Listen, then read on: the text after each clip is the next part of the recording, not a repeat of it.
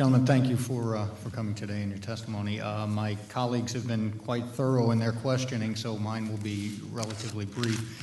I'll apologize if my statement at first sounds a bit harsh, but I'd say that the proposal of the toll hike of 45% focusing on commercial truck traffic is basically flying in the face of everything we've been trying to accomplish as a legislature for the past 2 years.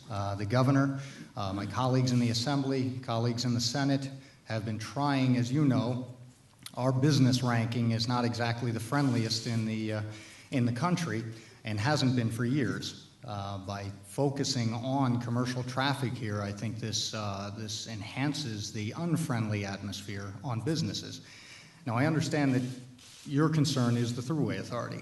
My concern is the Thruway Authority, as well as the businesses throughout the state, the workers throughout the state, the revenue that we're going to lose based on this increase. And when I say that, I go back to a couple of years ago when everyone sat down and said, I know what we're going to do. We're going to raise the tax on cigarettes. We're going to double this. We're going to raise so much revenue. This is going to be great. And on paper, it made sense because the projections were everyone would stick to exactly what they were doing. The reality was we lost revenue because people found other options, whether it's underground or out of state or some other way to get their cigarettes.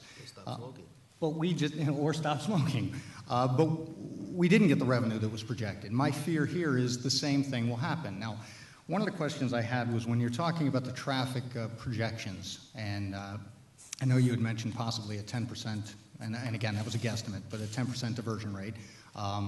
But were these projections of the traffic, were they made prior to the proposal for the 45% toll increase or after?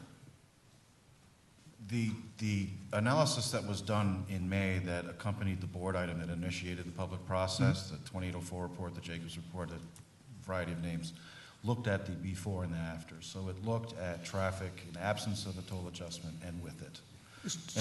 But at that point, it wasn't a full-fledged diversion analysis that involved elasticity curves and value of time.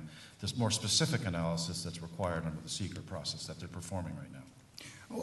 And my question is, we're coming to figures and projections of how much revenue that will bring based on, obviously, the traffic and the increase. Well, if we have those projections, what was the projection as far as traffic? What was the decrease or increase, or what were you projecting with this toll increase in place? At the time, my recollection is that Jacobs was assuming something between 5 and 10% of a diversion, and they cooked that into their long-term revenue projections. But again, those projections under Section 2804 of the Public Authorities Law, where the requirement is we have to prove a need, and we have to initiate a public process and submit draft rules to be reviewed. There's a somewhat rigid process that we have to go through. So that analysis that was done at the beginning is a more basic analysis to show that there is some need to support the reason for the rule change. As you go through the rule change and you get into the secret process, you have to really drill down into specific details, look at specific alternative routes and the specific air quality, traffic, noise, and other impacts that you have to look at. And that process is going on now, and it would just be premature for me to say anything because I haven't really seen any final results myself. But generally, I think it's safe to say the traffic analysis, the general projections of Jacobs Engineering was somewhere in that 5 to 10% potential diversion range. Mm-hmm. But it's also important to mention that it would be anticipated to be at that level and probably short term. And the traffic would ultimately come back in some relative period of time, which they will define when the report is completed for the environmental review.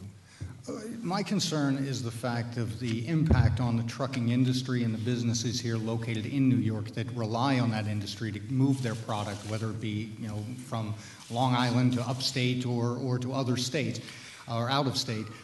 My concern here is the impact on them, and that's not being shown in any of these figures, but that's something that we have to be concerned about. How many jobs will be lost? How many companies that are on the brink right now doing everything they can to survive, how many companies are going to be pushed over the edge? How many truckers will be put out of work by this?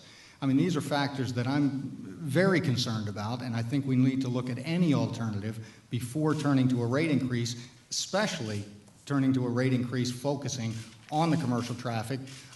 You had made the, Mr. Madison, you had made the comment that the trucks have a larger impact on the system itself structurally. Right. But I'd also say that they have quite a tremendous impact on the economy and keeping businesses and commerce alive in New York State. So my fear is by implementing this kind of a drastic, and 45%, I'm a business owner myself, and any avenue where I see a 45% increase in costs with no change in return, that's pretty dramatic, and that's going to have a serious impact. So my concern is, how is that going to impact commerce, the business community here in New York State? And I'd recommend that we look at other alternative options, and this be the last option that could be considered. The chairman had mentioned we're going to look into or discuss, the Erie Canal and things of this matter down the road, and I think that's maybe some area that we can look at first. Assemblyman, could I respond? Sure. I very much appreciate your comment about the impact on business, and again, we heard loud and clear from various size businesses, from large trucking companies that reside in New York State to the small farmer that uses the Thruway with 1 or 2 trucks to move their product to a farmer's market or a marketplace. So we're very mindful of that as we continue to deliberate on how this proposal will ultimately conclude. We've had a number of discussions with our board of directors, both individual members and collectively, since the hearings, to make sure that they're aware of the discussions that are ongoing in the business community and elsewhere. And I just think that it's important also to consider, in corresponding to your comment, that most of these trucking companies are also businesses, and they generate revenue, and the New York State Thruway is a vital artery for them to move their goods to the marketplace. And so maintaining it, and it's a difficult balance to strike, because as we looked at the revenue number that we need, as Assemblywoman Corwin points out, that $86 million, there's a whole range of different ways that you can derive that amount of revenue. You can slice and dice it a lot of different ways. So we tried to be equitable, be sensitive to our customers, all of our patrons, the passenger vehicles that barely ever use the Thruway to those commuters that use it every day.